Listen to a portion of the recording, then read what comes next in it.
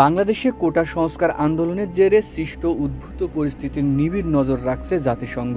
বৈশ্বিক সংস্থাটির মহাসচিব আন্তোনিও গুতেরেস আন্দোলনরত শিক্ষার্থীদের বিরুদ্ধে নিরাপত্তা রক্ষাকারীদের অতিরিক্ত শক্তি প্রয়োগ ও মানবাধিকার লঙ্ঘনের বিশ্বাসযোগ্য তথ্য প্রমাণ পেয়েছেন।